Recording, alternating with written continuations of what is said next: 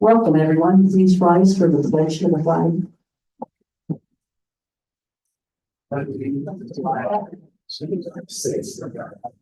To the republic which stands one nation under God, indivisible.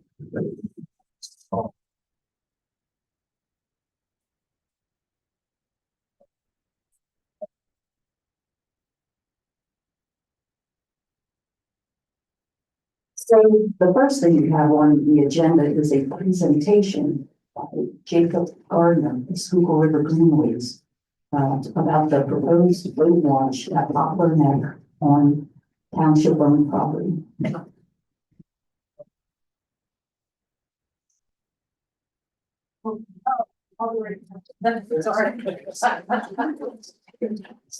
I got it.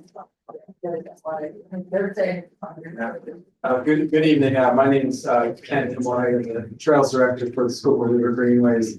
The Schuylkill River Greenways, the managers of the Schuylkill River Heritage Area, the Schuylkill River Trail, and the Schuylkill River Water Trail. We're here in full force tonight with Jacob Gardner, our Trails Project Manager. Really Pearl with she's our senior project manager, and Rachel Crabb, who is our AmeriCorps Vista. It's a good crowd tonight. I don't think you guys are all here for us, but we appreciate the attendance. So I'm going to hand it over to Jacob here. He's going to start our presentation. Well, hello. I just want to thank everyone for coming again. We did meet with some of the township staff, just kind of go over everything first, make sure everything was up to snuff with the township. I just want to go over the basics, the intro for people who are unfamiliar with what the Schuylkill River Water Trail is, kind of what we do internally. And I'll take it back over to you. So the Schuylkill River Water Trail is a 120-mile long water trail. It is the Schuylkill River from Schuylkill Haven Island Park all the way down to Philadelphia. There are dozens of water landings across the river corridor, and it is a state designated water trail. There are several water trails in the state. We are one of the state designated.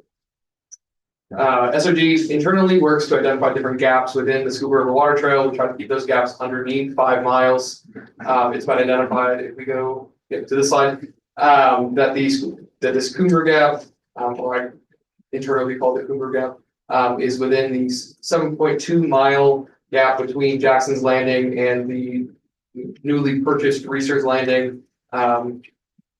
If you look at the map, there are 2 other landings there. Those landings are only accessible by the river, so we cannot count them as fully open, public, accessible trails.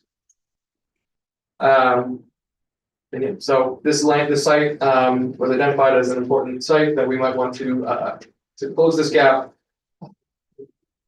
And back again. Look, I'm going to zero in here. Clearly, the Poplar Neck is a strategic area for SRG or for river access. It's a strategic area for a number of businesses and industries, as you can see, being so close to highway access. But we're going to focus in this little parcel that's squeezed in between it all. Public access actually was available in this area probably 10 years ago. It was actually made available in this parcel down here, which was is owned by the landfill, by Waste Management. It didn't provide public access through an agreement with the township years ago. For various reasons, in that continue that agreement with the township, and we lost that public access in this gap. It is a favorable site. It's flat. There's access roads that go down to the river, even a graded area that is kind of a launch into the river. But at the moment, that's not available to us. So next door here is the Cumru parcel.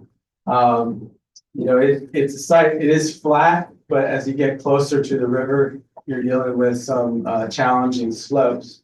But we do feel that it can accommodate a landing, a public landing, with some parking and some form of a landing, whether it's a pathway or stairs down to the river to provide that access to the Schuylkill again. There's an odd piece of a parcel there where it says it's the Commonwealth of Pennsylvania. They do own this very sliver of a parcel along the river. We don't see that as a challenge. We've encountered that at numerous different sites in Schuylkill County, and access to the Commonwealth's parcels like that is usually not a challenge and acceptable. We do have the experience. I would have to say that Julia Hurl is really the brains behind the planning when it comes to these landings. Has years of experience, is a great planner when it comes to designing concepts for public landings. There's a number of examples in Berks County, Schuylkill County, where we've partnered with municipalities to develop these public landings, and they're very hugely successful. Research Landing down in Exeter Township being one of those where it's approaching near the end of the planning process and permitting process, where we're looking for construction fundings now.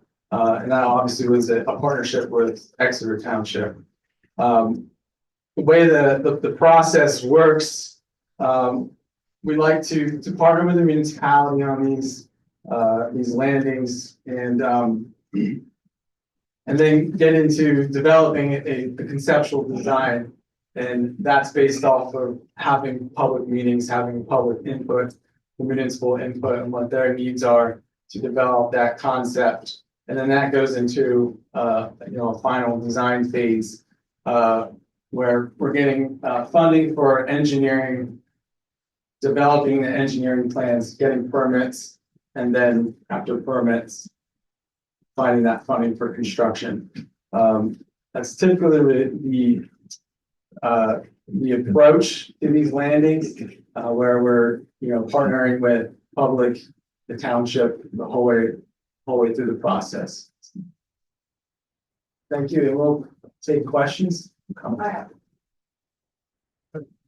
I'll just use the microphone so everybody can understand. When before Waste Management was the owner, there were two other former commercial owners of the landfill. The landfill originally was Western Berks Refuse Authority, and then it was sold into a private entity, and then that private entity sold to Advanced Disposal. When the landfill was expanded, the township was told the reason the landing had to be not functioning as a landing anymore was that there's a DEP rule that one cannot have a recreational facility within 1,000 feet of an active landfill.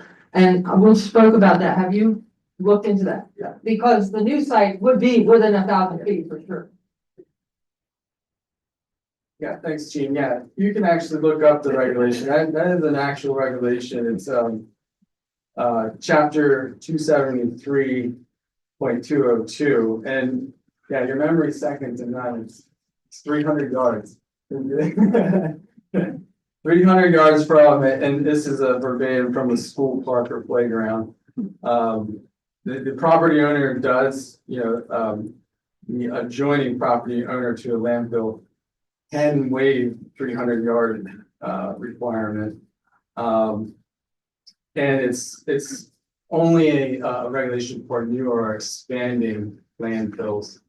So if a property owner would come in, build a playground, that would not stop a landfill from expanding or a new landfill coming in. But yeah, it does not dictate what a landowner can and can't do. So the township waived the requirement. Correct. Yeah. Thank you. What type of watercraft would be use this land? Yeah, mostly I would say kayaks, canoes. We don't believe the site can provide, back end launch. This is too, challenging of a site to provide a back end for trailers. Is your group looking to acquire this parcel or enter into some sort of lease agreement? What would the structure be for that? Like, what did you do with Exeter? But Exeter, Reese's Landing, we do own Reese's Landing, but for this, Cumru Township would maintain ownership, would be looking to for ownership over it. Would you also put in parking facilities then, or? It could, we believe it could accommodate parking, yeah. That would be the preference, parking is always an issue, especially with kayak launches. Did they estimate on how many vehicles could actually park there? We shoot for 20 spaces. I think that we can accommodate 20. Yeah. What I thought I heard was that the Sweetwater River Greenways would look for public funding in the form of fungus and grants and things like that in order to help fund this project. It wouldn't be that, despite the fact that the township owns the property, you're not expecting the township to pay to install the landing. Is that correct? Yeah, we do look for funding partnership too. We can go out and get funding, but there's always match. We do look to municipalities to match those public dollars that we can go out and get. TCNR, Fish and Boat Commission, DCD, these are popular public funding opportunities that we regularly go after, but they all have matching companies from 15% to 50%. I think it's a great idea. What if we went ahead and did this and, I don't know, 15 years down the road, maybe we decide we want to sell. Would there be any complications with that? What would be our preference now? Just to clarify. I would say, your the public. granting entities may have stipulations about keeping the property that way in perpetuity or for 30 years, 50 years, 90 years, whatever. So that the devil's in the details with grant agreement. Yeah, if you use public dollars on this, there would be definitely a time frame that you could not. And if it would get flooded out as that area does occasionally, would you dig it out and replace it, or would that be totally on the township to maintain? Yeah, we'd be looking for the township to maintain the site. Yep, So the township would have the maintenance responsibility. correct, yeah. Okay. Would it generate any revenue for the township? Only as an attraction. I mean, I would say ecotourism and people visit the water trail from all over Northeast, Southeast Pennsylvania. It draws people to the area. It generates income, it generates economy. Yeah, I think revenue can be seen as externalities. We need to look at more than just dollars and cents. Just want to clarify the ask. So the ask is to be able to build launch with an associated parking lot on the land that we own. We're effectively just going to let you use our land. That would be the recommendation. Okay. And what's the cost that's associated with everything that I just said? It's going to vary on what is eventually decided on and what is designed. You can't really throw a number at it right now. We've had landings cost from 100,000 to more, but it depends on what public or the township decides to develop the site into it. So is the ask essentially whether we would consider this like at all? I mean, I guess to Greg's point, like I'm not quite clear with gaskets. Personally, I think this sounds like a great use of public land. But are you asking to just get sort of a sense of the room? Yeah, I think to consider it, and from there maybe put some concepts together that the township could look at and make some decisions from. Yeah, I'd love to see them.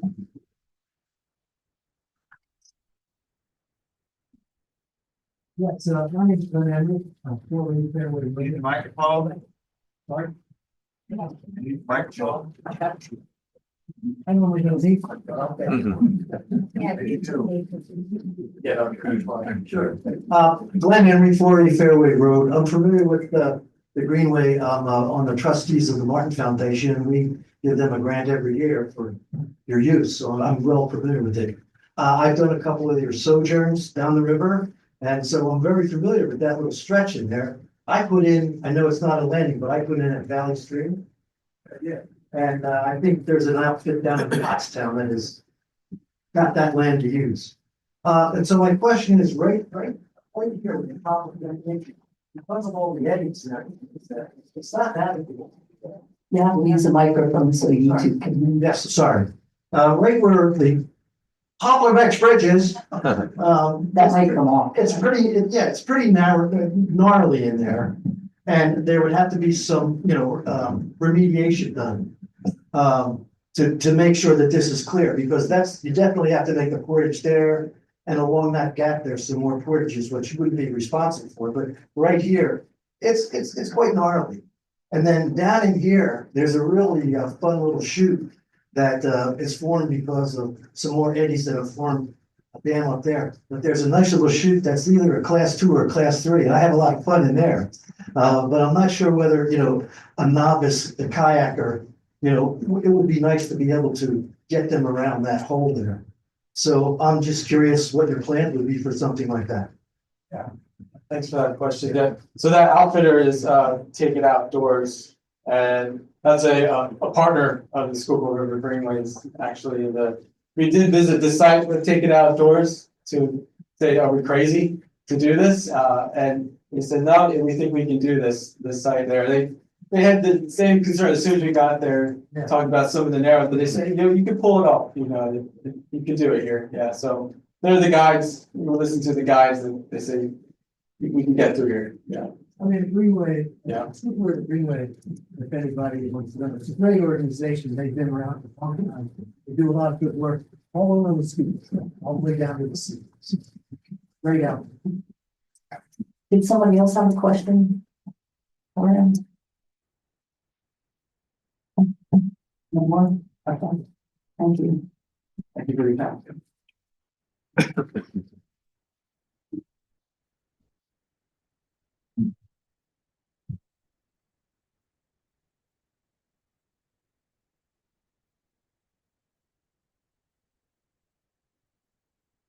Do you have anything on behalf of the ambulance service?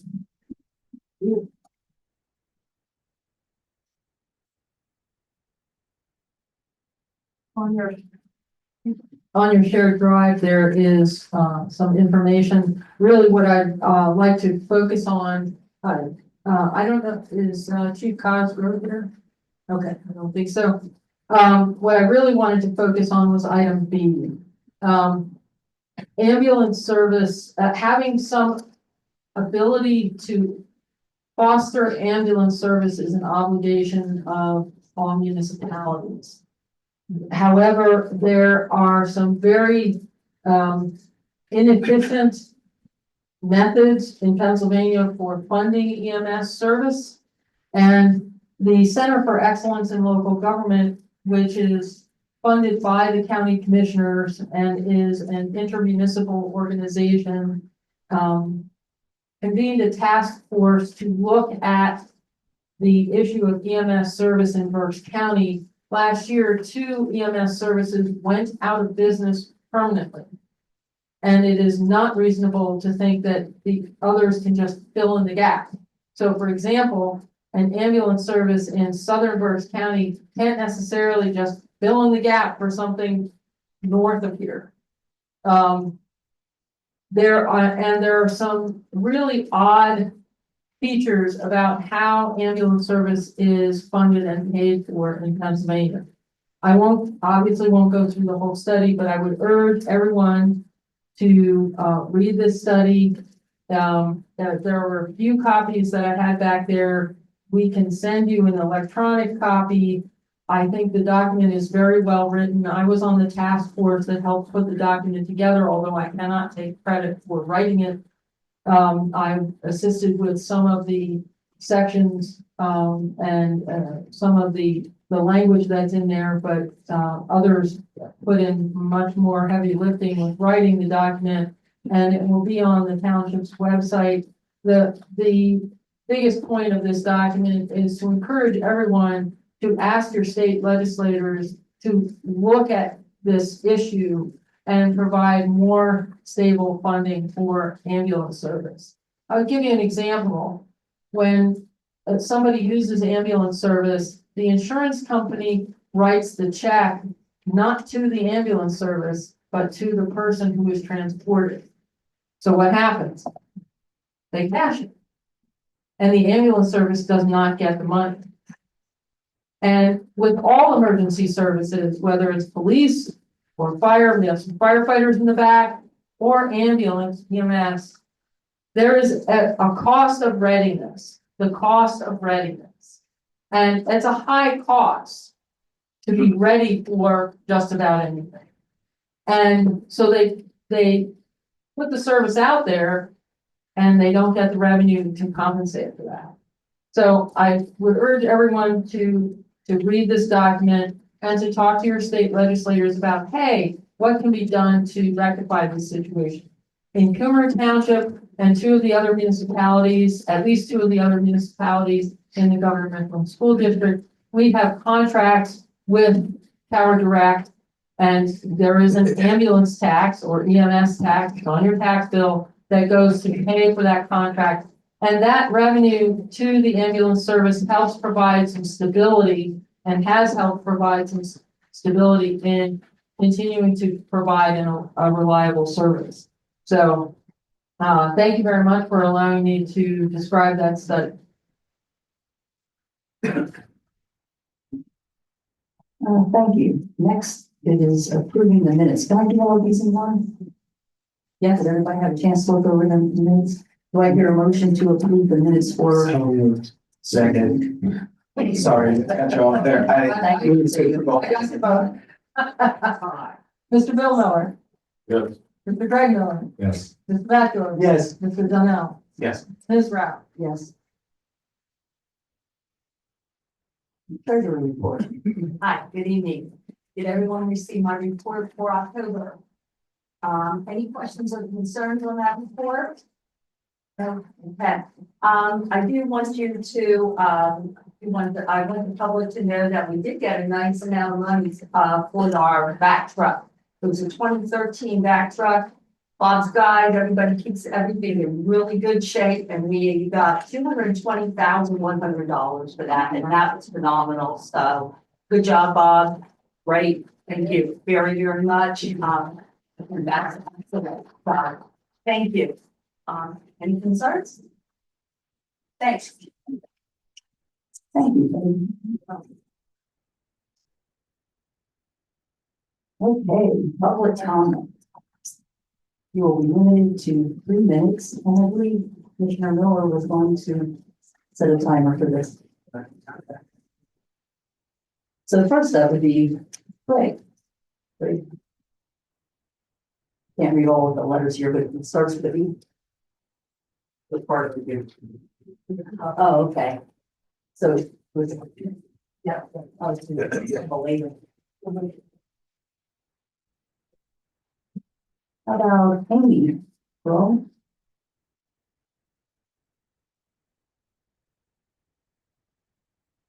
Roxanne Miller.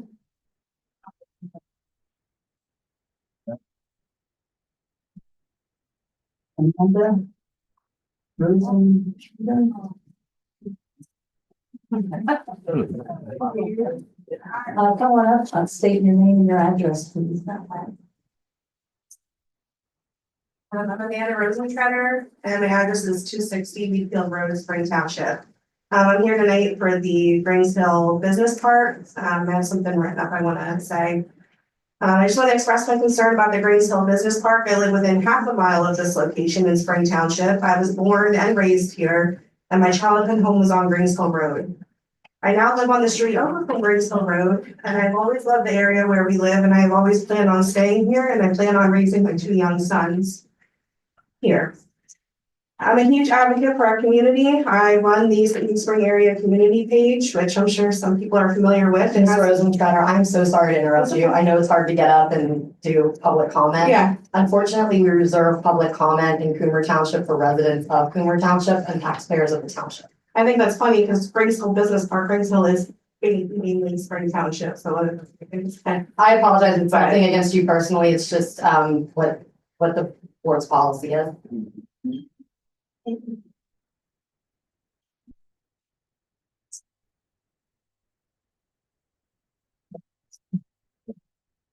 Denise Trout. Oh, yeah.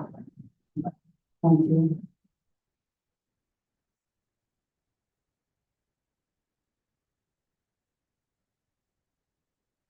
Joe Rowland. State your name and address, please.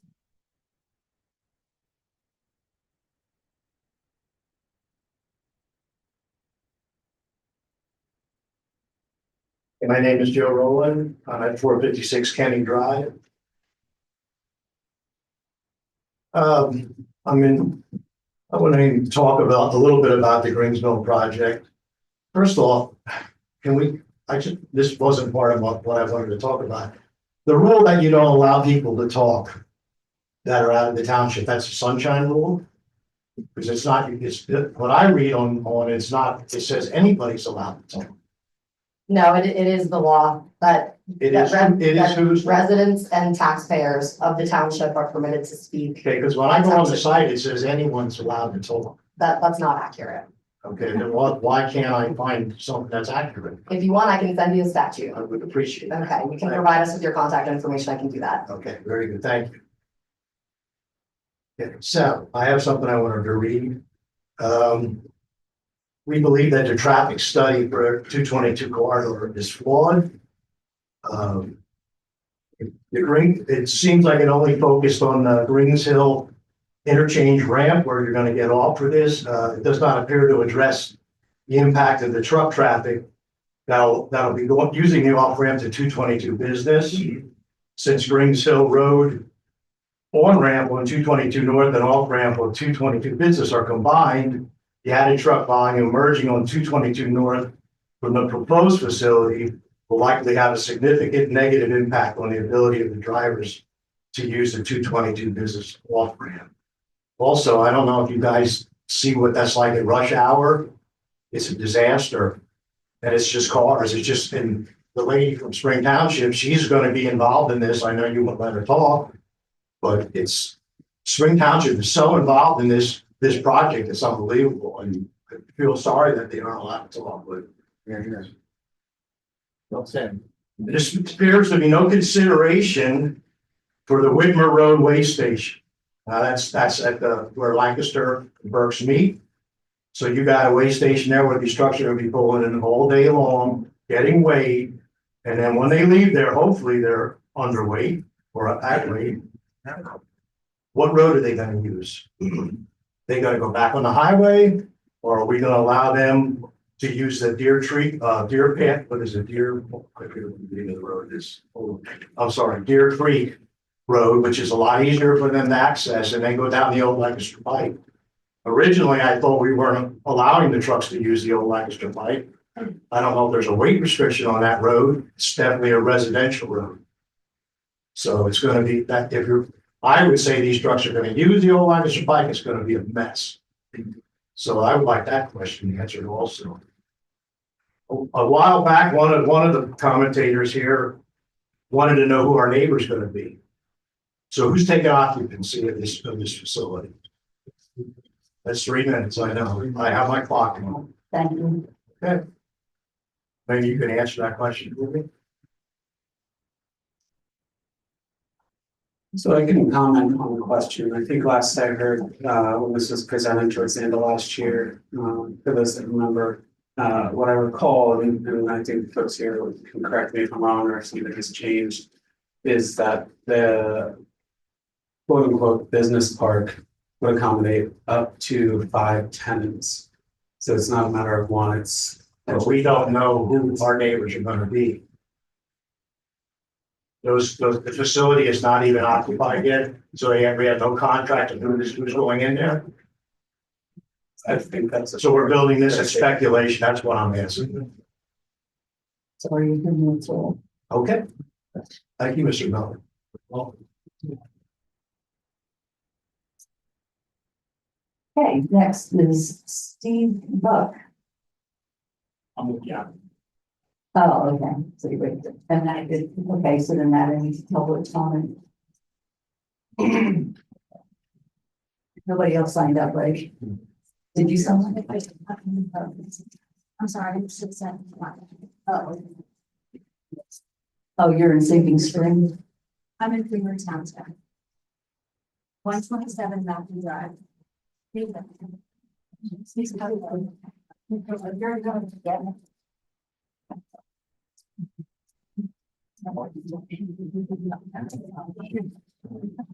I promise I'm good.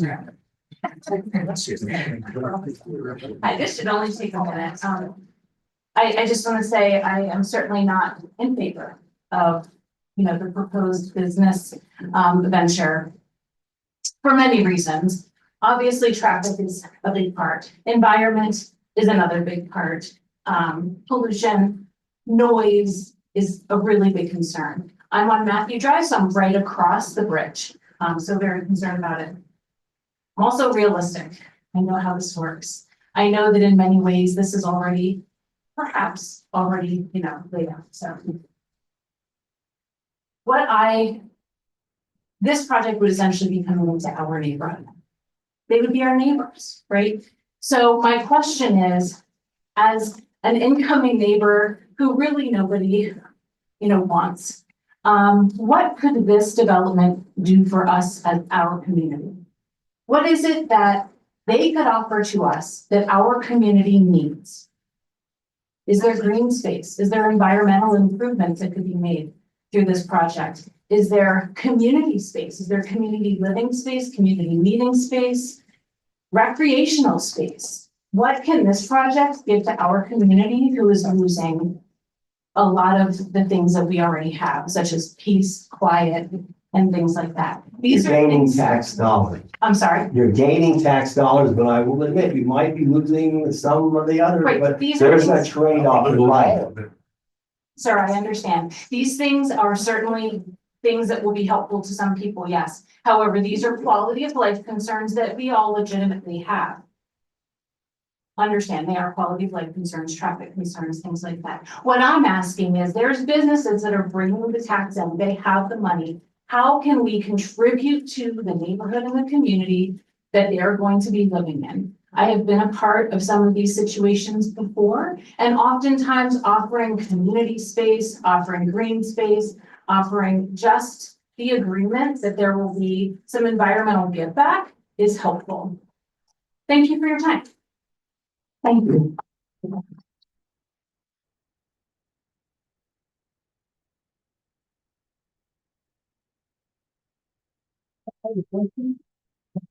Step up to the microphone, please. Name and address in 3 minutes. 480 Fairway Road, Glen Emery. Mr. Pato, do you know exactly what the tax revenue would be from that? Would it be similar to the North Point development? I'm not a financial expert, but I know it'll be a significant amount of money. It'll be more than what we don't have it. I know that much. So North Point gives about $250,000 a year after. I don't know if that's. Okay, don't put words in my mouth. Can you stop the clock, please? Go ahead. Please continue. Thank you.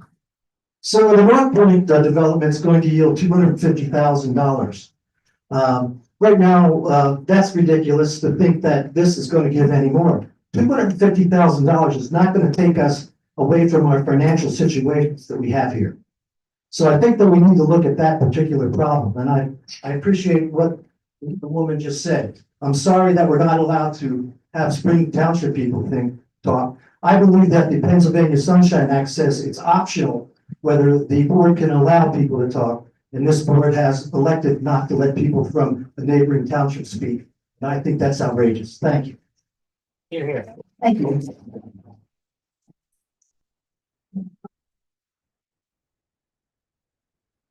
Name and address, please. I live at 1287 Old Lancaster Way. And my house faces right there where it's gonna be. And I'm concerned, it's nice, it's quiet in that Excuse area. me, your name isn't on that list. Would you mind spelling your name? Oh, it is, I scribbled. It's on the Michael Weeping. I did say, and I should have put a Y there, but I didn't. It's in the bottom. You just spell it for. Sure. My last name is Weeping, Lehane. That's not my 3 minutes yet. Okay. But I live at 1287 Old Lancaster Way. Yes, I'm in Cumru Township. My house sits up on the hill. I face, there's actually no sound barrier there yet. I face the area where the construction is going to be. It's a quiet area. It's not at nighttime. It's dark. It's nice. It's quiet. And I am concerned about the trucks that are coming through there. J brakes, are they going to be using Old Lancaster pipe? Are they going to be able to stay on the highway? I mean, these are some of the questions that I think that's going to be really important.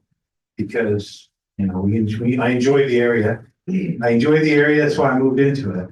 And just a little concerned about that, how much lighting is going to be there, how much noise is going to be coming from there, when are the trucks going to be running in and out of there? So these are some of the questions that I have. And I'm just concerned that once it gets in, that it is going to be a problem or a concern. Thank you. Thank you.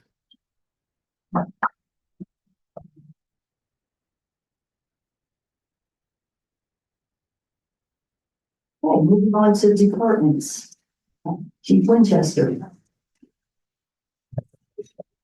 Yes, good evening. Do I have 3 minutes? You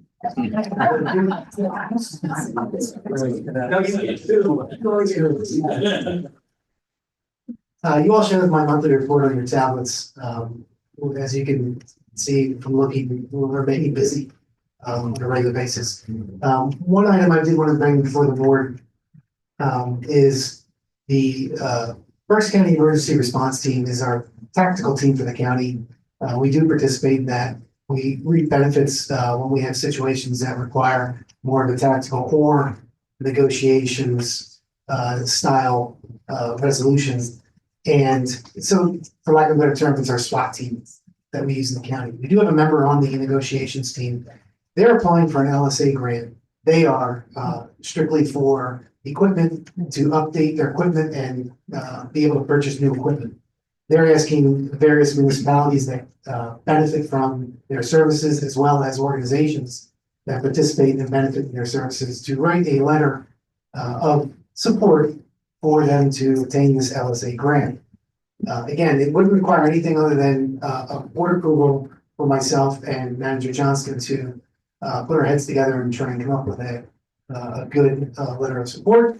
I would ask that unfortunately, this is time sensitive and beyond our control. They didn't make this request until this morning with me and everyone else. Kelsey advised me that she's okay if I get permission from the board to write this letter of support, and then we at the next meeting have a resolution to ratify that support letter. So I can get that to BSER in a timely manner so they can utilize that. So I guess what I'm looking for is approval from the board through nodding heads, and then later for a resolution to be made in support of that. Thank you. I will work with Manager Johnson to get that done. I appreciate that. That's the only thing I have. If anyone has anything for me, I'll be here on that. Thank you. G, do you have anything to speak on behalf of the fire department? Yes, and several of the firefighters are in the back of the room, so let me know if any of you wish to speak as well. We have a monthly report. Captain Wenrick provided a great deal of detail, which is also on your shared drive. And Captain Brubaker provided information on fire prevention activities. There's quite a bit of information there. I wish to call out because it dovetails with other items listed on your agenda, that the fire department responded along with other fire departments and fire companies to a brush fire on Neversink Mountain. Is that still ongoing, guys? Is that still, it's totally out? But that was, quite an event. And, this dry weather, of course, is contributing to that. We are still under a burn ban, both on the county level and the township level. And in fact, on the DEP website, Berks and Schuylkill counties are listed in drought warning condition. It's not drought emergency yet, but, it is very, very dry. So we appreciate, the efforts of the fire department and along with other fire departments. Item B is fire station construction. I need two motions, separate motions. I will describe them. B1 is a pay application for Vision Mechanical, which is the HVAC contractor, in the amount of $70,560. And this would come out of the bond money for the fire construction fund.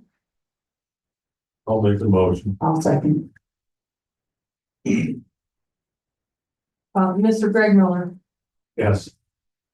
Mr. Bachelor, Yes. Mr. Donnell, Yes. Mr. Bill Miller, Yes. Ms. Rao. Yes. Thank you. The second item I have, the board may not be aware that the township actually has accumulated over the years approximately $120,000 of donations for the fire station. There are ancillary systems that are not part of the actual construction of the building that are needed to extend campus-wide systems. For example, in this case, the fob access system, which we have in this building and in Public Works, it needs to be installed in the fire station. Another example would be actual phones. Yes, wall phones, they still exist, even though most of us have a cell phone device, security cameras, those type of items. The request at the moment is for the board to consider approving a quote for the fob access system for the fire station in the amount of $59,464. And this would come from this kitty, if you will, of donation money. There will be other pieces of equipment or systems that will come out of that money, but this happens to be the largest amount. The reason we do not have to bid is this vendor is CoStar, our state contract. I'll make a motion to approve a quote for the fob system totaling $59,464. Second. Mr. Backdoor, Yes. Mr. Donnell, Yes. Mr. Bill Miller, Yes. Mr. Greg Miller, Yes. Ms. Rao. Yes. Thank you. And the last item I already mentioned, actually, the ongoing burn ban, which dovetails into the next item that I'll let Patty speak about. Hi. As the Cumru Township Emergency Management Coordinator, I will be attending a meeting on Friday. RAWA, the Reading Area Water Authority, they will be holding an emergency meeting because of the drought conditions. I don't know how many people know, but the Onawami Dam is seriously low. All the water is very low. And as Ms. Johnson already said, we are considered to be in a drought warning right now, which is one step away from the drought emergency, which is the worst classification. So I will be attending and seeing what kind of plans they have and what they're recommending. So thank you. Conserve water.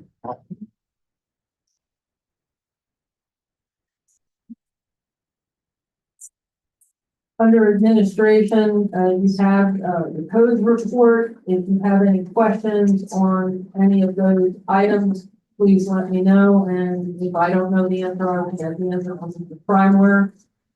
Item number B on page 3, auditor for fiscal year 2024. As we close the 2024 year, it is time to appoint an CPA auditor for this fiscal year. And that field work will take place in March of 2025. Irvine and Company has been our CPA auditing firm for many years, and they submitted an engagement letter. The request is for the board to consider approval of Irvine's engagement for the year, for fiscal year 2024 to take place in 2025. Just to let you know, the way they break their costs down on their engagement letter, they say township and a given amount. That amount is also split up between the various funds. That's general fund, refuse fund, sewer fund, fire fund. Sewer fund has its own amount, as you can see on the engagement letter. So we are requesting approval of that appointment. I'll make the motion for the engagement letter for the audit for the Irvine Incorporated. Second. Mr. Donnell, Yes. Mr. Bill Miller, Yes. Mr. Greg Miller, Yes. Ms. Bachelor, Yes. Ms. Rao. Yes. Thank you. The next items we have are planning. As everyone knows, the Greens Hill Business Park Plan has been recommended for final approval by the Planning Commission, with conditions, subject to resolving any unresolved issues in the Township Engineers Review Letter, of course, obtaining seals and signatures and payment of any fees that are owed. And, I will allow the board to go. I mean, based on what we've seen tonight, it doesn't seem like this is a resolved issue as it pertains to most of the people here in this room. I don't think, it sounds like all of the conditions that were discussed, perhaps even December 19th last year, have been met. It sounds like they're still unmet conditions. I don't think, given that fact and response from the community, we've seen the fact that this property was zoned far different than it will be used, and the language in the zoning was changed to accommodate such use, that this is something we should move forward with today at the very least. Just to build on Andy's point, I mean, there was a couple things in the letter that was referenced that I just want to clarify that if the EIA, I noticed that Joe and your team, you reviewed it. Are you okay with it? I wasn't able to kind of determine that from the letter. Are you talking about the environmental? Environmental, yeah. Yes, we didn't have any issues. They provided us as far as the environmental study. And the same question for the CFIA. Correct, we didn't have any issues with that as well. And have we gotten any kind of feedback on concerns from the sewer engineer yet? Yes, there was, we actually received it yesterday afternoon. I think you had emailed it out. The sewer engineer basically, he approved everything except that we need to know when they know the use of the tenant, and that has been brought up by members of the public. The tenant, when they have the use, the proposed use, and then noting the number of EUs, we have to make sure that it falls within the sanitary sewer planning model that were approved years ago. So their use has to fall within those parameters of the sanitary sewer planning. I mean, the same kind of concept, question, the water provider, has Shillington signed off on everything? Yeah, they provided a letter of service, yes. There's a 12-inch water main. And then I did see something for Patty about the traffic comments. I didn't see that in the letter itself, though. I guess that's not a question for Joe. Everything that you saw in the traffic comments was okay then? They did address our initial review comments. They also are in the process of receiving approval from PennDOT for the highway occupancy permit. But we did have some issues with the traffic issues, but their consultant did provide us that information to address those comments. We all received a letter from the Nazis. I will read this letter right now. Reviewing the agenda for tonight's meeting, I implore each of you to vote yes on the two proposals to bring new business into this township. This will bring much needed tax revenue to the township, helping to offset the possibility of a deficit. If denied, the township could face another lawsuit, which of course will involve the use of taxpayers' dollars. Also, if denied, it will present an image to any future development that Cumru Township does not want growth. Even when a consultant that was approved, it would be difficult, if not possible, to overcome any negativity that can easily be found online. I sincerely hope that these proposals pass. Thank you for your time. And like I said, from the heart. Where's he live? Who was that? Who was the person? Who got? Greg and Bianchi? Who is he? What's his address? Crestfield.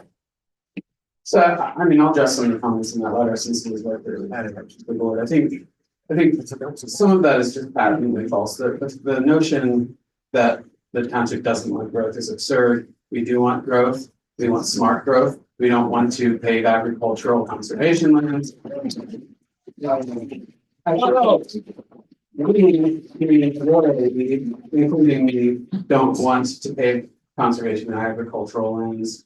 To build, last December 20 or December 19th, let me pull my notes up from that meeting. The estimate was over 800,000 square feet, which is approximately the equivalent of 8 Walmart super centers. Let me bring up just some, I literally just Googled warehouse automation. As many folks in the audience know, I do automation for a living. I just came from Utah.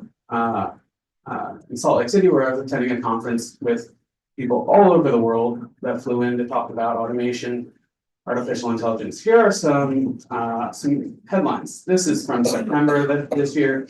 Amazon's bid to revolutionize warehouse automation. They joined forces with robotic software firm Covariant to advance integration of AI into the former's already extensive robotic systems in an effort to automate logistics in warehouses. Here's an article from today at 10:50 a.m.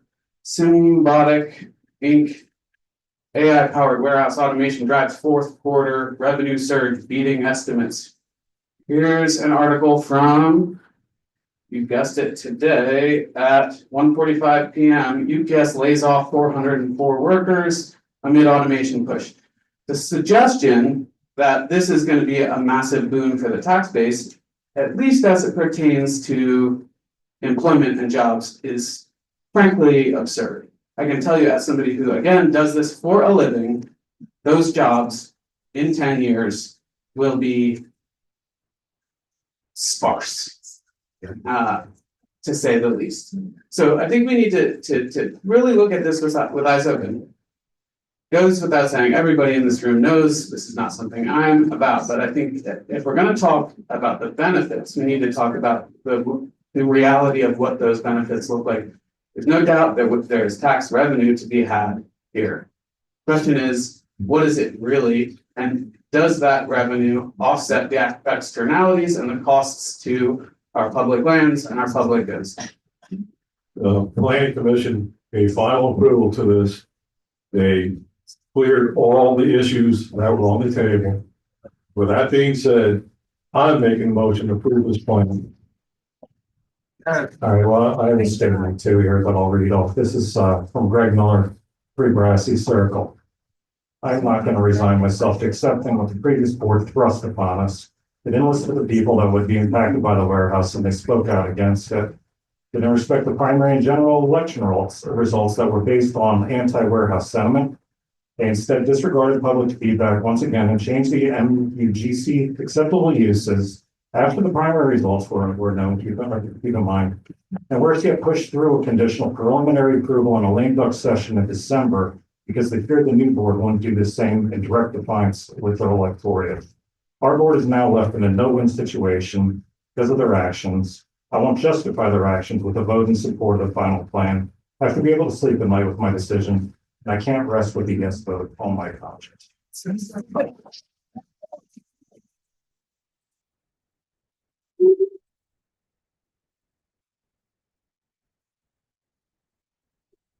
Before we move ahead with the motion, we're still deliberating. If I could really quick address one final point. With, What do you plan on putting in there? If a warehouse doesn't go into it. I think that's a fair question that we can address, and we've talked about it a number of times. I think there's plenty of smart growth opportunities, and we can talk about But it. what are they? Because that's a general statement, that's a blanket statement. Yeah. What are they? I'm just asking. Mrs. Miller, I think it's a valid question. I think you can bring it to public comment. I think it's something we can talk about. It sounds like we're gonna have a vote on this. So irrespective of my point, I think there are plenty of alternatives we can approach for that specific area, and I think better options for growth. But besides that, one further point I wanted to address in the letter that was read was the suggestion that we're exposing ourselves to potential litigation. We are exposing ourselves to potential litigation either way. Either way, we are in litigation as a township right now for voting to approve such a redevelopment. So it's not a question of whether we will be facing litigation or we won't. We have to make decisions that we think are in the best interests of the township. And if litigation comes of it, litigation comes of it.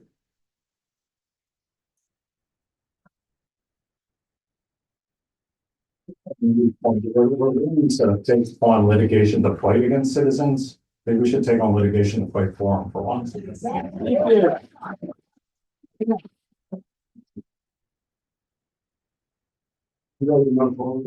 the rules crazy. Okay, I'll second Bill's motion.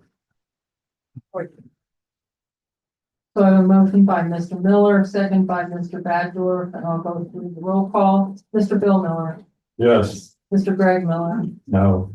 Mr. Badger, Yes. Mr. Donnell, No. Ms. Rao. Well, as I see it, there's no issue. We don't have a legal standing to deny this. So I will have to vote yes.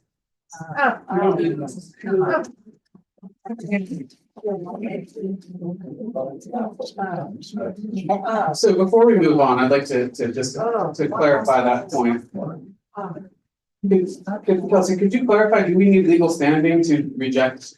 It's not standing. If you're gonna reject or deny a final plan approval, you have to render a decision in writing to the applicant indicating the very specific reasons as to why you denied that plan, citing the ordinances that they can't meet or the codes that they can't meet or the regulations that they can't meet. So the issue would be if you can't do that, or you make things up to try to deny a plan, that's where the litigation part comes in. They could certainly file something with the court to get it in front of a judge and have that decision. Understood. So question of whether or not to approve, though, is not something we need legal standing to just not approve it. This board has to make a decision whether to deny or approve a plan, or else it will be deemed approved. Is that today? Do you have, I believe this plan expires December 31st, according to the agenda. Is that accurate? Yes.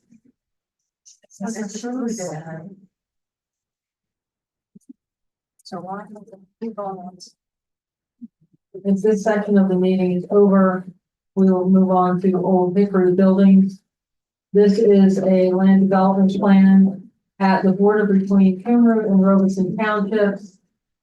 On the east side of Route 10 from the Green Hills Corporate Center, the planning committee, the one building would be in Cumru, one building would be in Robeson Township. The planning commission has recommended preliminary approval. On this one, my understanding, there's been a zoning challenge and there's a stay that's being deliberated right now. That's correct. So there was a resident, I believe it was Penske, who appealed the zoning hearing board decision that granted this applicant the ability to use the property for a manufacturing purpose or an industrial purpose. But under the law, the land development process, this procedure is not automatically stayed or stopped or postponed just based on the fact that someone appealed that decision. So the appellant, whoever appealed the decision, can request that the court grant what's called a stay, for the land development process, which would cause this to not be on your agenda or just kind of be waiting in limbo until the zoning appeal got resolved. However, my understanding is that, the application for a stay was filed with the court. It has not yet been heard by the court or granted by the court. And there was a representative from, the applicant here tonight I spoke to before the meeting. Apparently there is going to be a hearing on that application in December 19th. Okay. So until that stay is actually granted by the court, the land development process must continue. December 19th, is that before or after the next meeting? I don't- 2 days after. So I guess we definitely wouldn't have an answer, I assume, before that hearing.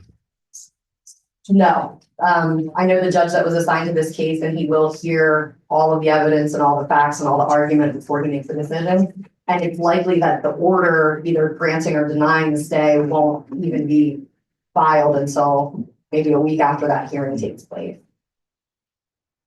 I'll make the motion to grant preliminary plan approval for Old Hickory. I was thinking, Mr. Greg Miller, Yes. Mr. Badger, Yes. Mr. Donnell, Yes. Mr. Bill Miller, Yes. Ms. Rao. Yes. Before we move on to the next item, I want to circle back to the big ticket top of the order, issue we just discussed. One thing that's disheartening that I find is when there's disingenuous language, about things like this. You hear about exposure to liability brought up. Why do we have exposure to liability? I would ask, and I would suggest that perhaps it's because we changed the zoning a couple of years ago and then changed the definition of the language for that zone that exposed us to liability, despite the fact there was massive backlash from the township and the residents here. So I think it's entirely disingenuous to bring up and suggest, oh, we can't do this now. We have this exposure. We can move on.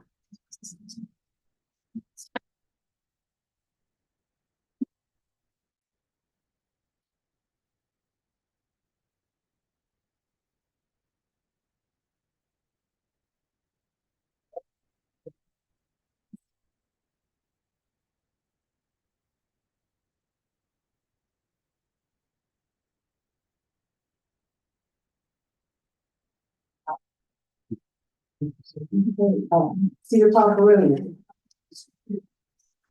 Bob, do you want to take it or do you want me to?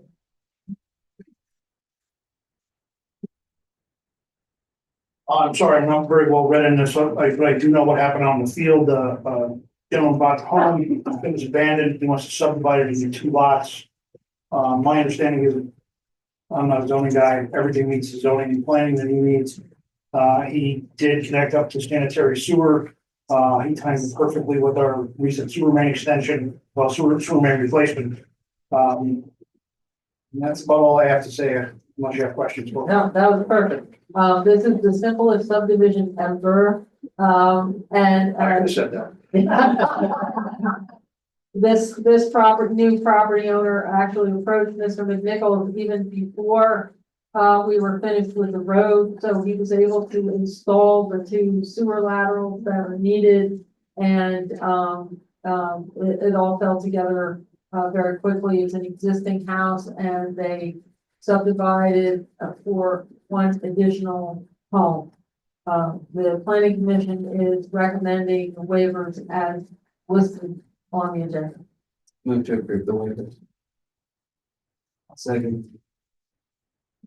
Mr. Badger, Yes. Mr. Donnell. Yes. Mr. Bill Miller, Yeah. Mr. Greg Miller, Yes. Ms. Rao. Yes. Thank you. Okay, Bob, with Public Works. Good evening. We have a application for payment number 3 to Iron Eagle in the amount of $815,068.26 for the recently mentioned sanitary sewer replacement project on Cedar Top Road.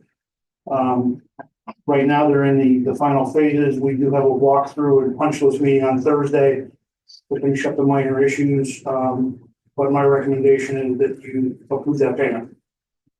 To approve the payment. Second, Mr. Donnell, Yes. Mr. Bill Miller, Yes. Mr. Greg Miller, Yes. Mr. Bachelor. Yes. Ms. Rao. Yes. Thank you. Last week, we had a pre-construction meeting for the Wyomissing Creek Stream Bed Stabilization Project. You have copies of the notice to award, and they expect to begin that project December 2nd. That's along the Wyomissing Creek in the area behind the old Worksman's Bakery, where the creek has started to meander and threaten our sanitary sewer main. So that has to happen in the wintertime because of penny searches and not penny, but trout breeding and things like that. And the last thing we have is the LSA grant application, actually resolution for the Ardmore sewer replacement project that we proposed for 2025. So moved. second, Mr. Bill Miller, Yes. Mr. Greg Miller, Yes. Mr. Bachelor. yes, Mr. Donnell. Yes. Ms. Rao. Yes. That's all I have for this evening. Thank you. Moving on to the engineer report, Joe. Just a quick update on the Freemansville Road truck study. Back in October, I did forward official notification on behalf of Cumru Township to PennDOT to request them to proceed with that study. The Township Public Works did install the speed limit signs in accordance with requirements that were outlined in their August correspondence. We have not heard back to date whether the study has been completed. I did reach out to the gentleman from PennDOT, but I have not heard back. Hopefully I'll get an answer soon. We hope to have the study complete, or at least have PennDOT complete the study by the end of the year, but I will keep the township posted. Second issue, we've had some signal timing issues on the traffic signal at Route 10 and Freemansville Road. I did observe some discrepancies in the green time allocation. I'm going to suggest that we have our maintenance contractor, CMI, review to make sure that the signal, that there's no issues with the cameras. Sometimes the cameras get a little sensitive because they're video detection and they're used in lieu of the movement sensors that are typically put in the street, but the cameras work much more efficiently. But we've noticed that the signal timing varies on the main line as well as the side street approaches. And we're thinking that it might just be some technical issues that we have within our controller. If the township agrees, I will proceed to contact our maintenance contractor, CMI, and have them investigate to make sure there are no issues, and we'll keep monitoring the situation. We need a motion, Gene? No. That's all I have, unless anybody has any questions. Thank you. Moving on to solicitor report, Kelsey. Thank you. Yeah, under item A, appeals from assessment appeals, I just wanted to make the board aware that there has been a barrage of assessment appeals coming in due to the common level ratio having increased to 2.75. Some people in the audience may have gotten letters from attorneys. There are attorneys out there who send sort of mass mailing offers to people to appeal their assessment or a contingency fee based on the tax savings that they are able to get them. So we have about 10 that we received so far. I just wanted to make the board aware of it. I'm not asking the board for anything tonight. It's not my recommendation to intervene in these sort of residential assessment appeals. Quite frankly, it'll cost you more money than the board to have me intervene in those cases.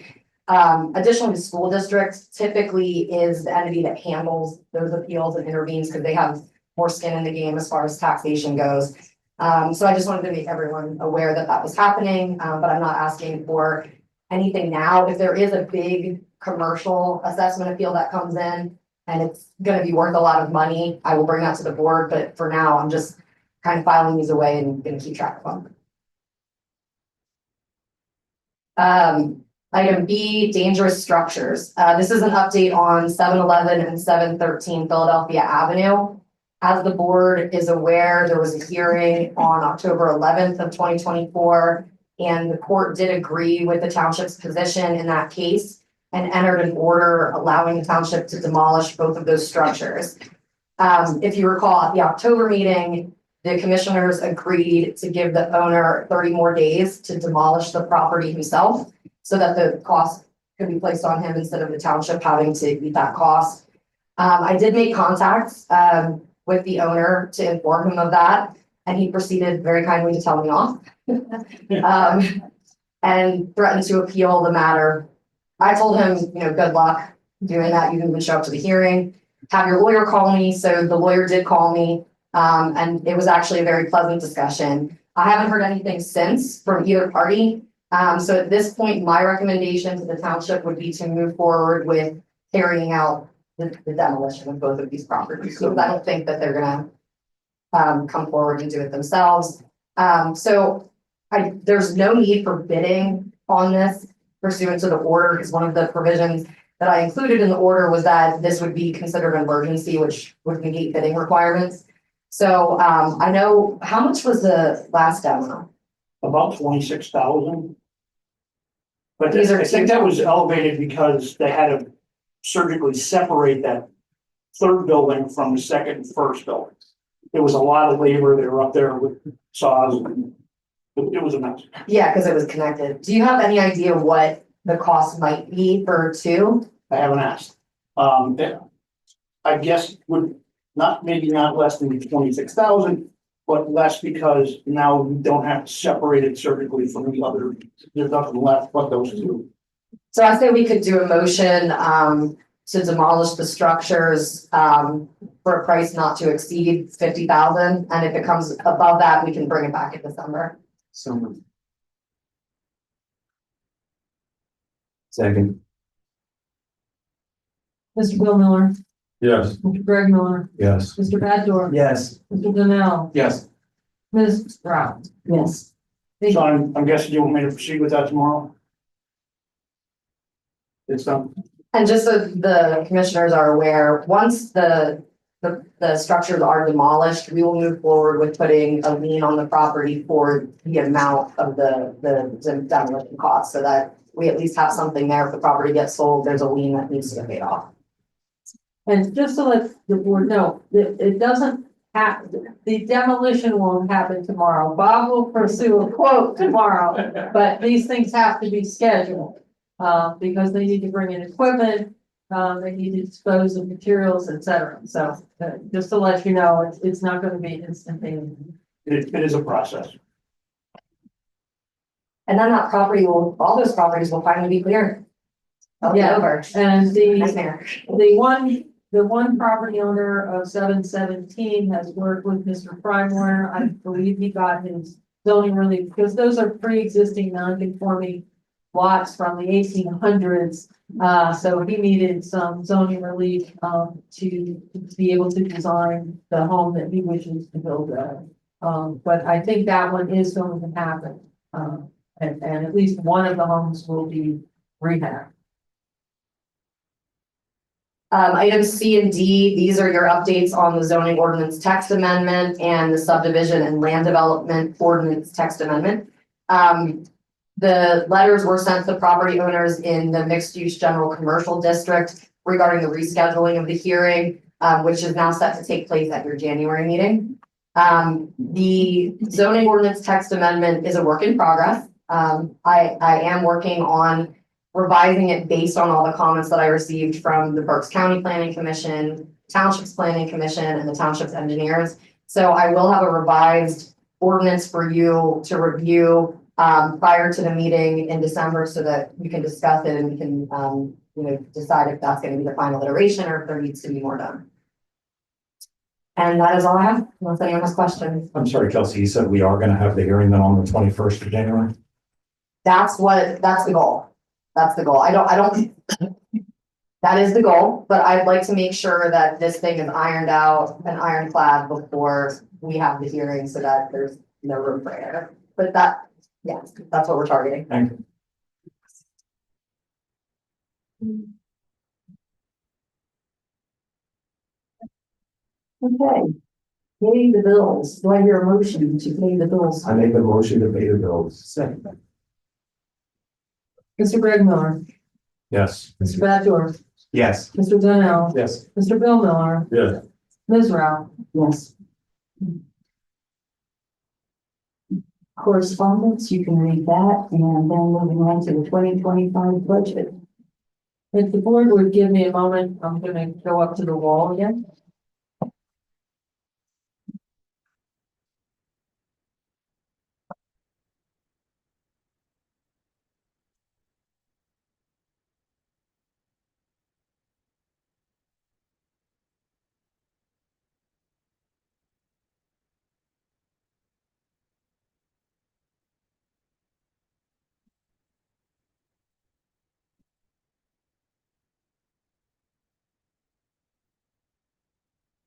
At some point, I'm gonna take the microphone down and do a banner wave. Although I'm sorry, I don't have it in me down.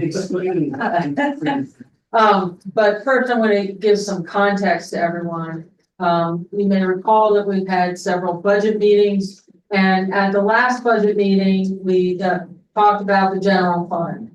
And this is where I need to fall on my sword in the sense that when I presented the general fund to the Board of Commissioners, I said that what was on my spreadsheet was working with a 1 mil increase and in just the general fund, and that is actually not the case. The formula that was actually in there, and I have to give Patty credit, pointed out that it was, we were only talking about a 0.6 mil increase. So, but regardless, the Board of Commissioners stated to me that they wanted to get as close to a certain expense level in the general fund as possible for 2025. And I proceeded along those lines and asked the department heads to offer up various budget cuts in their respective departments in the general fund. And everyone stepped up to the plate and pointed out items that could potentially be cut. So that's what I'm going to, and you have it in front of you on paper. The top sheet that I have there in those packets, I'm going to bring it up on the wall.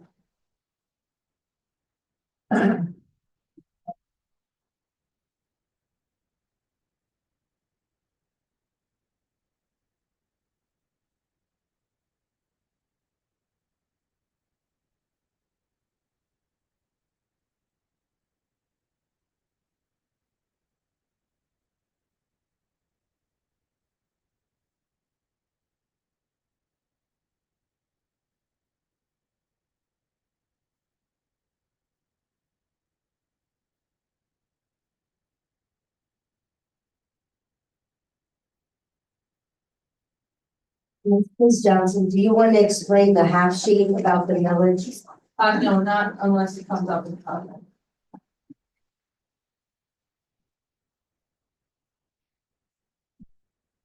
So as I spoke to the board on November 7th, we were working with a 0.6 mil increase in the general fund. We had already discussed previously a 0.9 mil increase in the fire fund for personnel costs.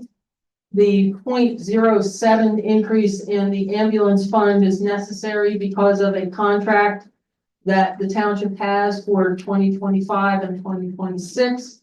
And there was no change in the debt service fund. That would result in would have resulted in a millage increase of 1.57 mils.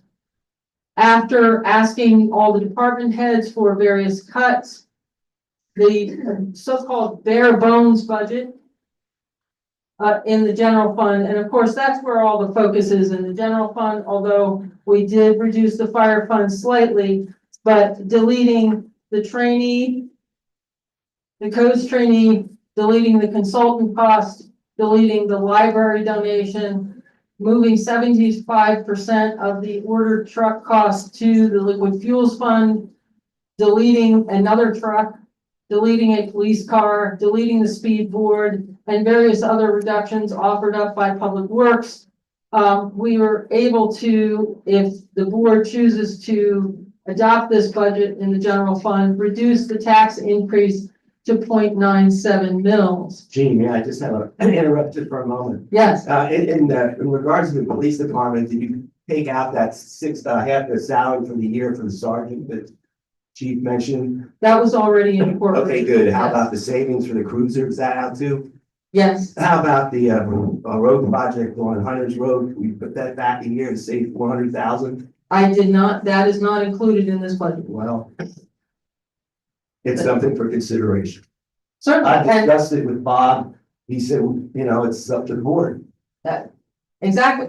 With regard to the police car, the one police car, we got not only insurance revenue, but we got some grant money. So that car is completely paid for. Also, have you, anything for the fire department? Yes, Have there been any additional adjustments made? yes, Great, it's on the sheet. super. I just want to make sure that every department shares in the adjustments. In regard to the third block on this cover sheet, and what's on the wall is exactly what the Board of Commissioners is looking at. With a 0.3 mil increase in the general fund, the administrative items can be added back in, or any other combination of items can be added back in. In this case, I added back in the codes trainee, the consultant, and the library donation, but the other items remain cut. And that millage increase is 1.17. In reality, the board needs to tell me what you would like to have in and what you would like to have out. I personally would like to have the library in and the third captain added to the fire department. That's Bill Miller, wants that. That's my recommendation. I would agree with Bill. I think the library is an important public service. I'll agree with the library, and just a question for Chief Winchester.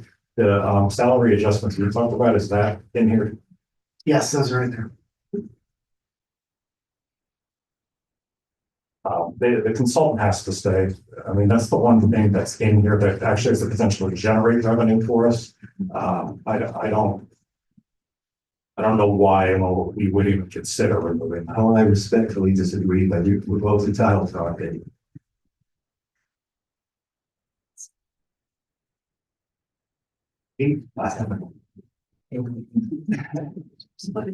My idea is to interview 3 commercial industrial real estate brokers to possibly list the Poplar Road 5.8 acres. We just had appraised $584,000, which would be another $500,000. Not just that, but if we sell it, then it becomes a taxable entity. You just don't get that 500 up front, but you also get the tax dollars and any improvement costs that are put on top of it. So you're never going to solve a budget issue with one big bomb of revenue. It's going to be a little here, a little there. You never ran anything if you don't realize that on any large scale. It could be a fine idea, but I would put it as part of our planning exercise. Well, I'm not interested. I'm going to put it up for a motion. If you wish to decline it and turn down the possibility of getting 500-some-thousand, that's entirely up to you. But right now, I'm going to make the motion that we interview 3 commercial real estate brokers in order to hire them to bring us offers on that property. Okay, Before we make that can I motion, jump? I was gonna ask, Yeah. are we even allowed to do No, that? you're not allowed to do that. There's specific rules when it comes to municipalities selling real estate. If the real estate is, has a value of anything over $6,000, which this property does, you have to actually put it out for bid and then sell the property to the highest bidder. Correct. You cannot privately sell it to the person. Dave, if we sell this property, then Well, if you put it up for public bid, then I'm not doing it. I don't care. You can eat it then.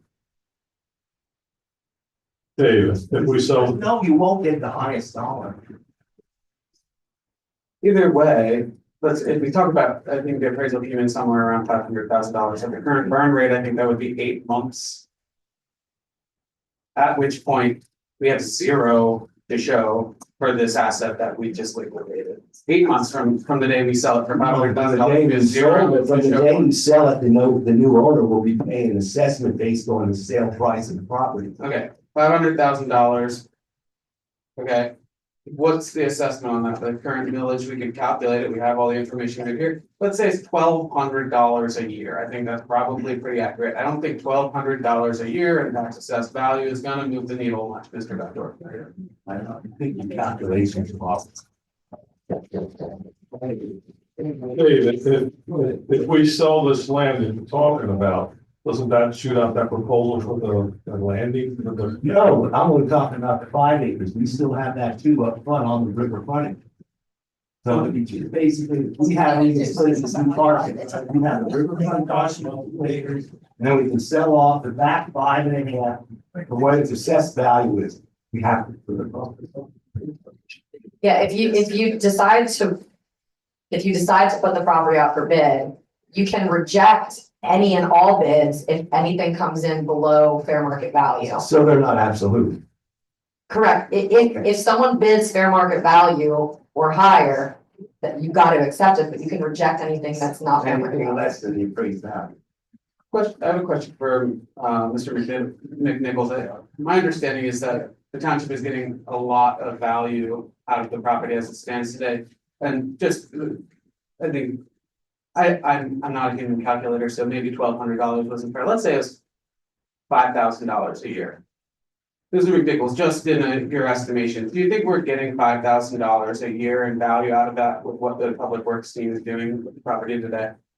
I'm not gonna try to talk in circles, but I don't think you can actually put a monetary value on it because we're required to have a yard waste site by DEP. And if you sell that land, you'll have to move the yard waste site to some other site. Most likely here on campus, next to the new fire station. I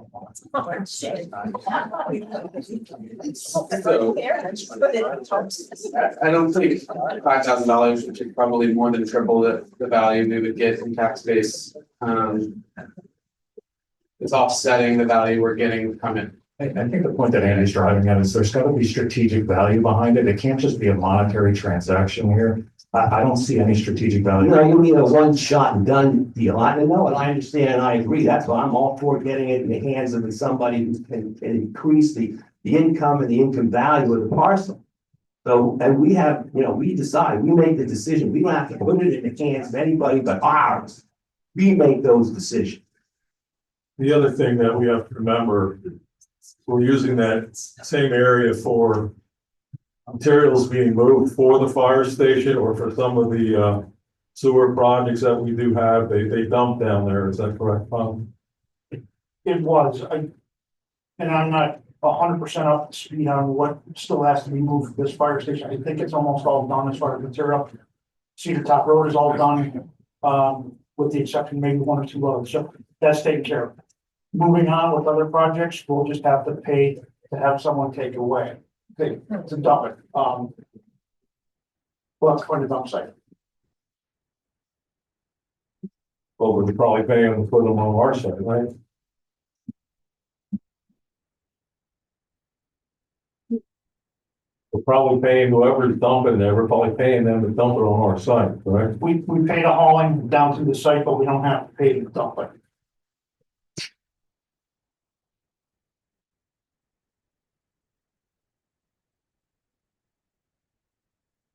Going back to the budget.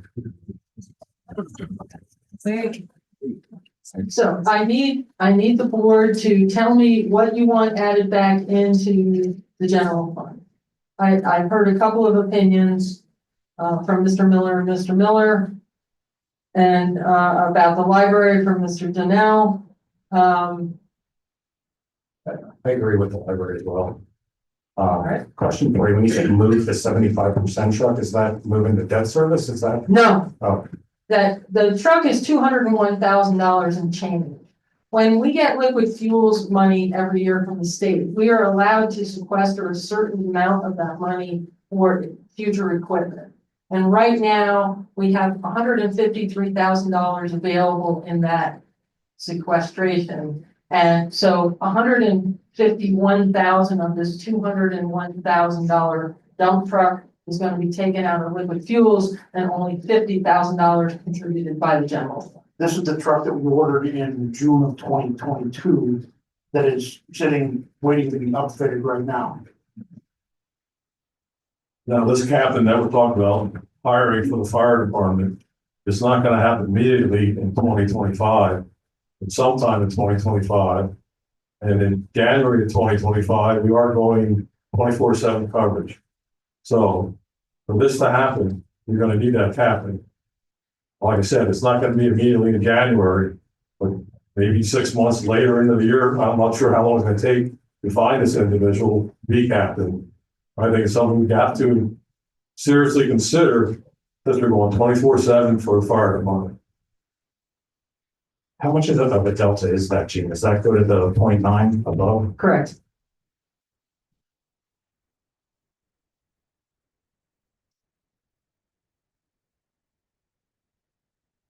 So what I'm hearing from the board so far on the general fund is adding back the library. There are at least 3 of you in favor of that. I need some decisions on, and I have a feeling that not buying a truck is satisfactory to the board, the smaller truck. Not buying a second police car is satisfactory to the board. I believe those are pretty safe assumptions. Not buying the speed board is probably a safe assumption.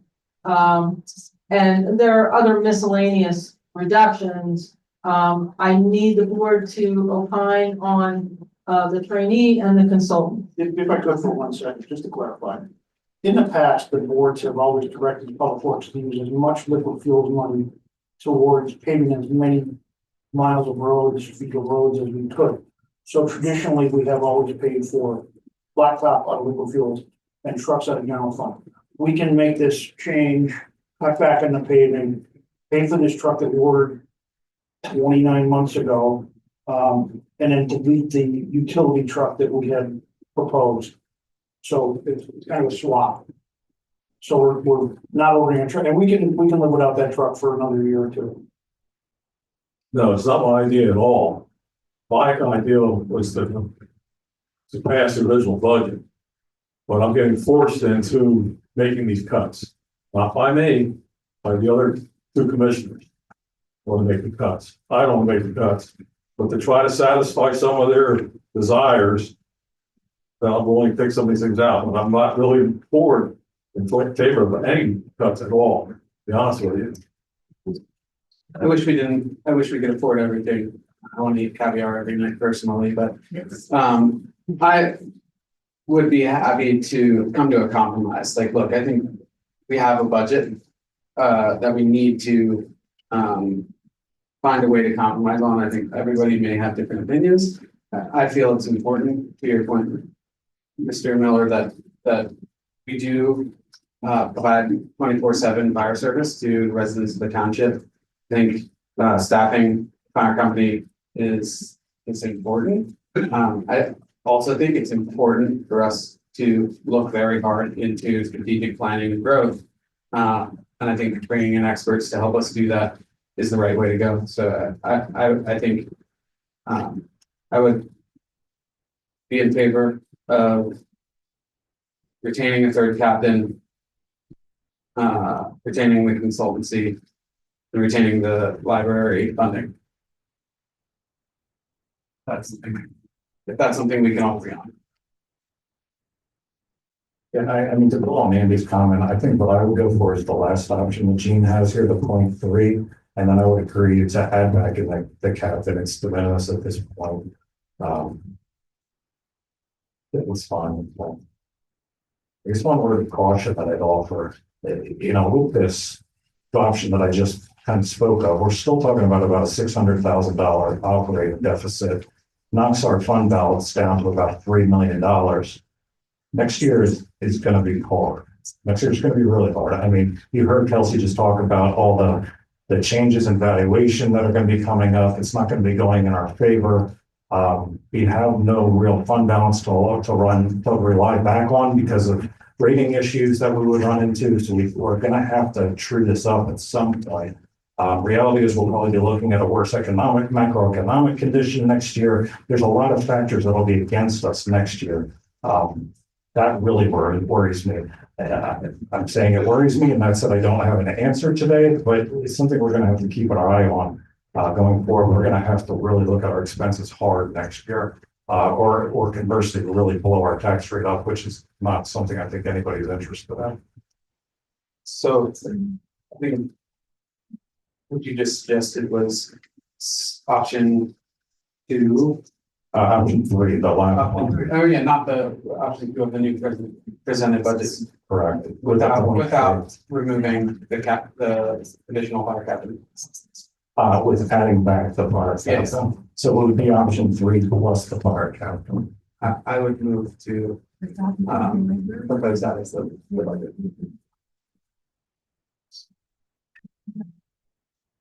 Oh, I'm sorry, a second. I kind of fell asleep for a second.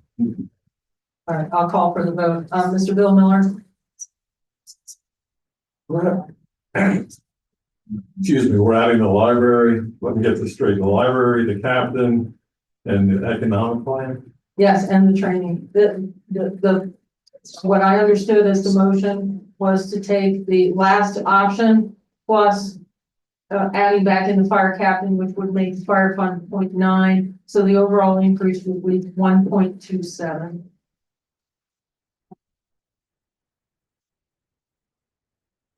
Does that include the library? Yes, And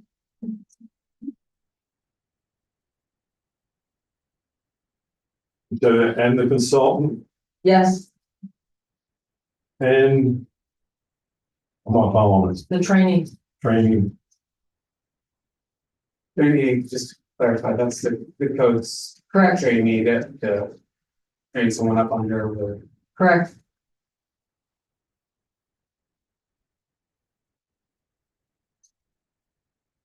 yes, Mr. Greg Miller, yes, Mr. Backdoor, Yes. Mr. Donnell, Yes. Ms. Rao. Yes. And I hope included in that motion is an authorization to advertise the budget as proposed. I'll make the motion. Seconded. And hold that, and to advertise the tax levy ordinance to coordinate with that.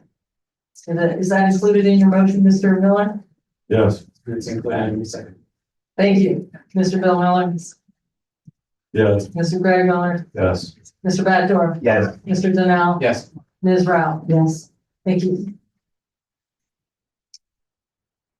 Gene, if you could just send me, the tax increases for each different fund so that I can draft that ordinance appropriately and make sure it's right. In case everybody's wondering, and I included these little half sheets. I get asked every year, how do I figure out a mill? And that's what's on these little half sheets here for anybody who has it.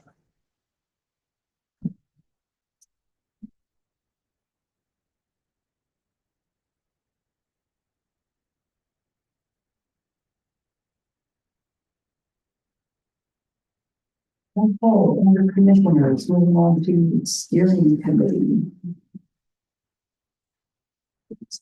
This is the committee that is associated with the consultants that we were just discussing. The planning commission has an appointment to that committee as that committee was originally conceived. The planning commission sent a memo to the board of commissioners. We had 2 volunteers, Mrs. Beth Leonti, who was a member of the planning commission, and Mitchell McHale, who was an alternate member of the planning commission. The planning commission had a question. They weren't sure, since Mr. McHale is an alternate, what that status is. My feedback when I've been asked about that question is, this is not a committee that, is mandated by any statute, so you can do whatever you want. Just Just one thing to build on Gene's point. This company's gonna be 3 times. I talked to the consultant. It's gonna be a quarterly thing, once in January, once in April, and once in July. So this isn't some huge thing, for lack of a better explanation.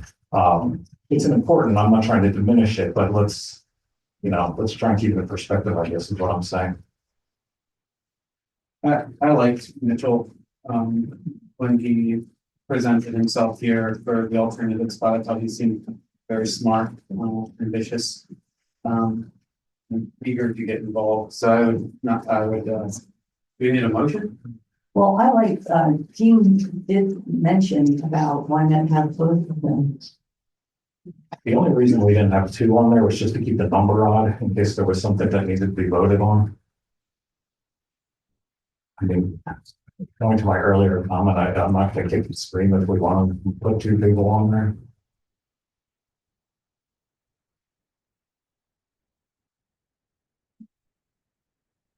I think if they both can do it, we should let them both do it. It's fine, we can make sure we do that. We need a Both motion. good people, both good qualified people. We need motions. Not really, Yeah. just nodding at this time. Okay, thank you, everyone.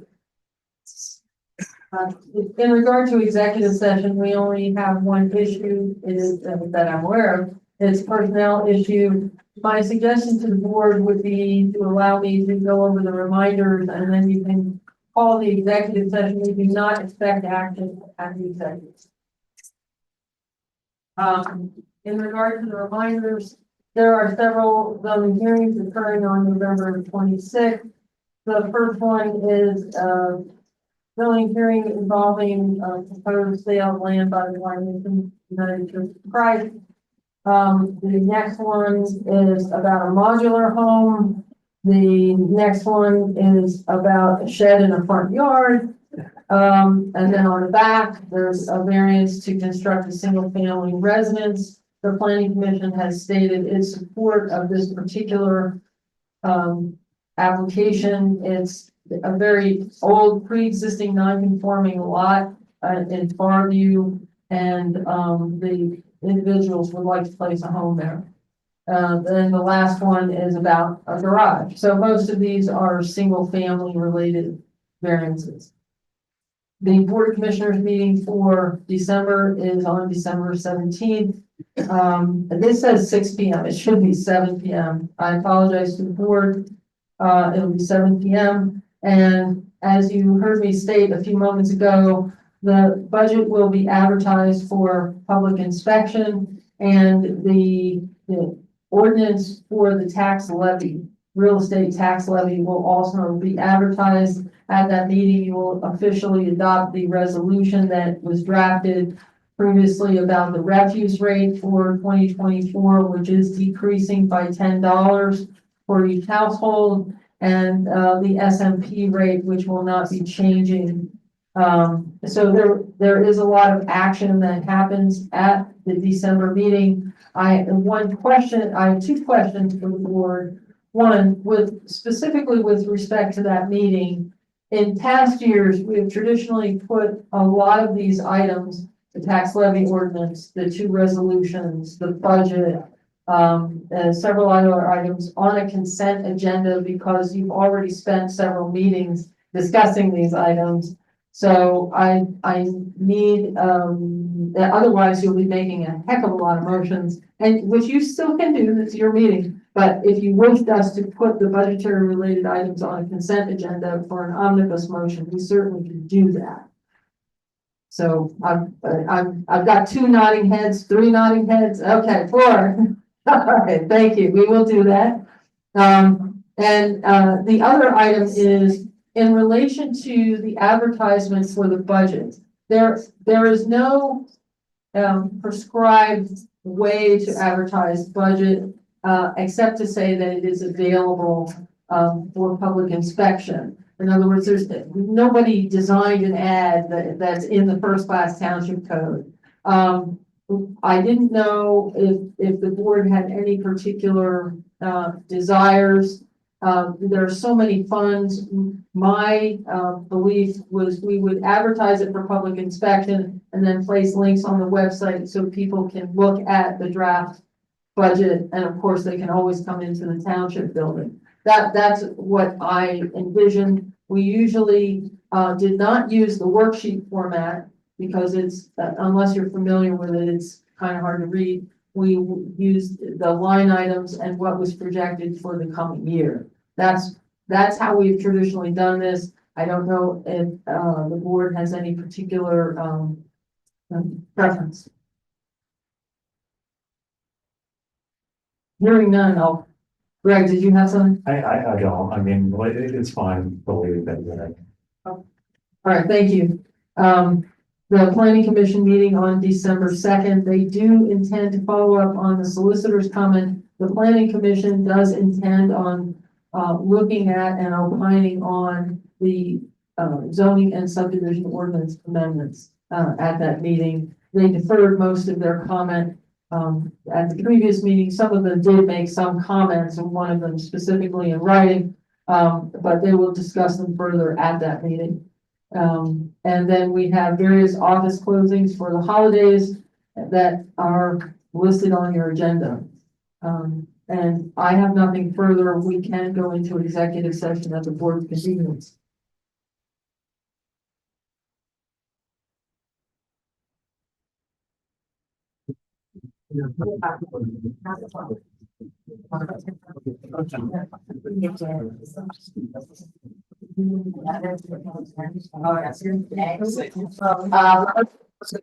We did just have an executive session to discuss personnel matter, but no action is going to be taken on that matter tonight. You adjourn? I move to adjourn. I second. The motion, yes. Okay. Thank you for your